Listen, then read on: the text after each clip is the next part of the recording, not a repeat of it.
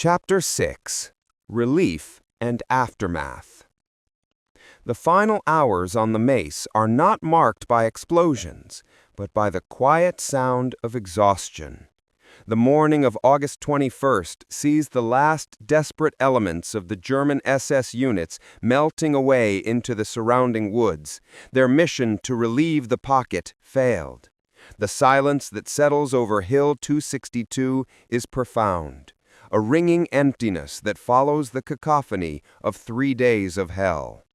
The surviving Polish soldiers, ghosts smeared with soot and blood, sit motionless in their trenches, too weary to cheer, too numb to weep. Then a new sound cuts through the grim stillness. The heavy grind of tank tracks, the familiar rumble of Canadian armor. The relief has arrived. The Canadian 4th Armored Division, fighting its way through the last pockets of German resistance from the north, links up with the battered Polish defenders. The Canadians are shocked by what they find.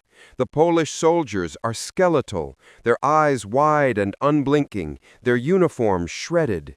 They stand among craters and corpses, their hands still clutching empty rifles and bayonets.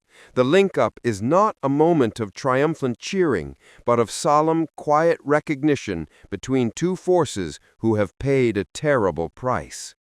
The true scale of the Polish achievement becomes clear in the days that follow. Maciek's decimated regiments descend from the Mace to survey the valley below. The scene is one of unparalleled destruction. The Falaise Gap, the narrow escape route they had so fiercely plugged, is now known simply as the Falaise Killing Field. It is a scene of medieval horror rendered by modern technology. Thousands of dead German soldiers, thousands of destroyed vehicles, hundreds of dead horses, all lie strewn and twisted in the gorge. Field Marshal Montgomery estimated that the German army suffered over 10,000 casualties in that single valley, with 40,000 taken prisoner. The entire German force in Normandy was shattered. General Dwight D. Eisenhower himself visited the site soon after.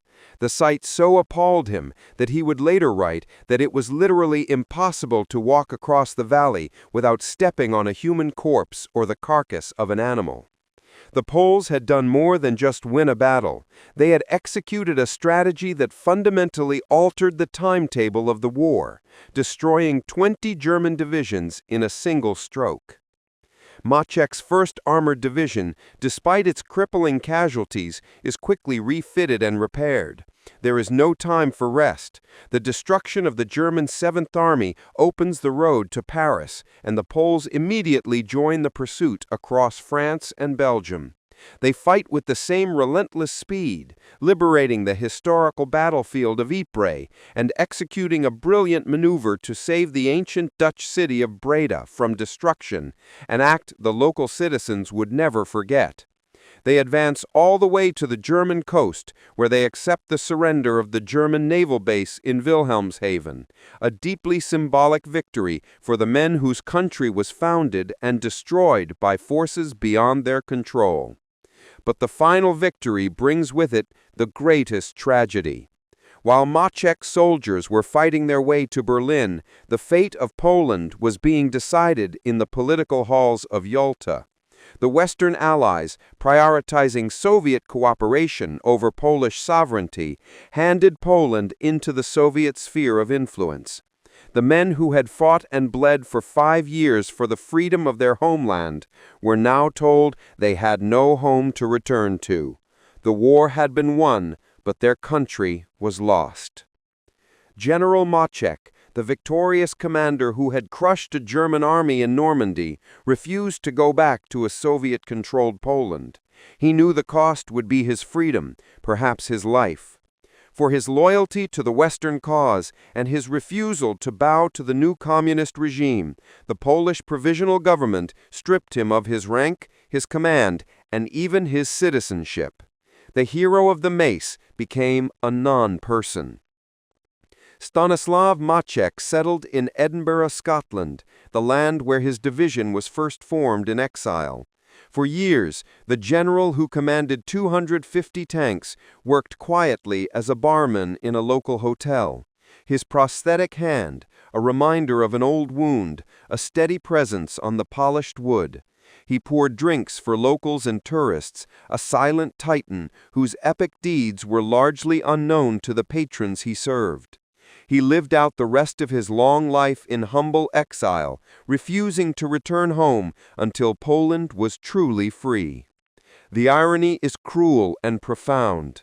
The men of the 1st Polish Armored Division were the most committed, the most aggressive, and arguably the most strategically effective fighting force in the final stages of the Western campaign.